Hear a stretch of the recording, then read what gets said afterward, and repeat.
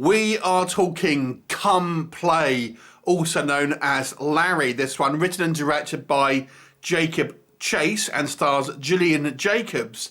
Now, this is actually based on a short film, and it's a cautionary tale about using your mobile devices too much.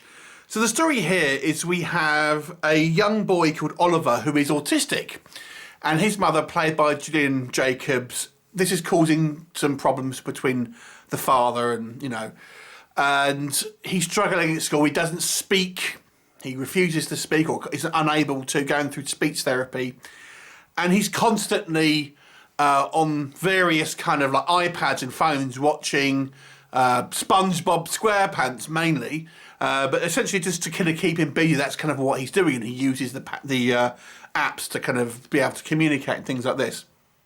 And there seems to be some type of entity which is the personification of loneliness that has now manifested into physical form and is kind of trapped in another world and wants passage to our world. And he does this by, quote unquote, befriending someone, this being Oliver. Now, it's up to Oliver's family, whether they can kind of realise what's happening and see if they can save him from this otherworldly menace. What will happen? You have to watch the movie to find out. So let's talk about Come Play. So I have to say, I did enjoy this movie. I thought it was quite an effective, if not particularly original movie. And it does rely a little on jump scares. I won't lie about that, because I did feel that there was maybe a few too many here. But it did have some kind of creepy moments. And I really, really like the design of Larry, who is this creature. A very kind of long, spindly creature. And I like the fact that he's under the message that he's trying to say is that he wants to be friends. So you're thinking, is he benevolent? Is he really a threat? Or he just kind of looks monstrous, but is he kind of actually friendly, or does he have sort of dark intent? So I like the fact that it was somewhat ambiguous in the fact that, yeah, he might look scary as hell, but is he necessarily a threat? I guess you probably can guess that, but at least there was it kind of gave it some type of dimension. And I have to say, I was really impressed with the acting. The young boy who plays Oliver does a really good job, I think, of playing this lad on the autistic spectrum. I thought it was very, very impressive. And we spent a lot of time with him.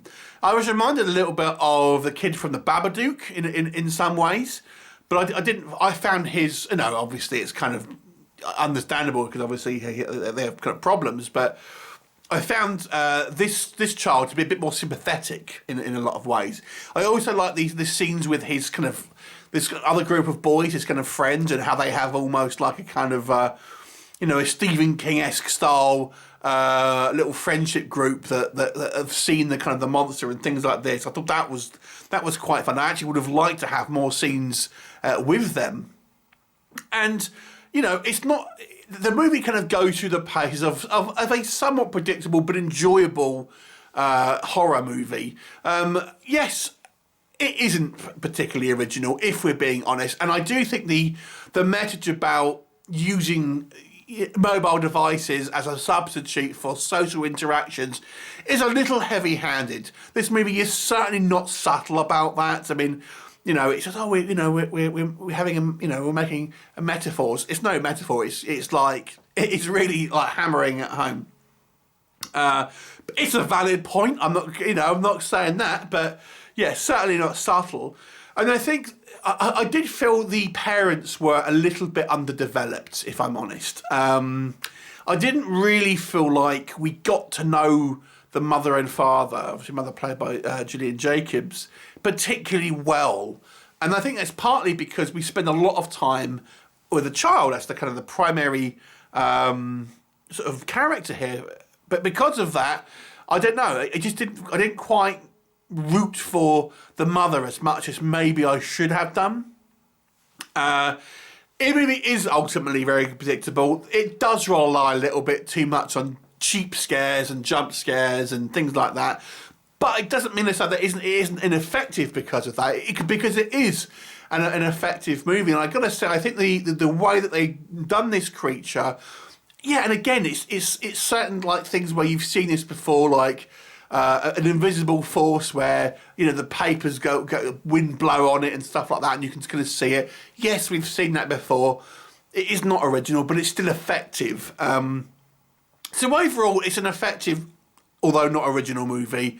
It's worthwhile horror movie, above average if you ask me, but doesn't really kind of stretch itself into any type of original territory. So I will give it a 6 out of 10. Have you seen it? What did you think of it? Leave me a comment, and I'll look forward to you next time. Bye for now.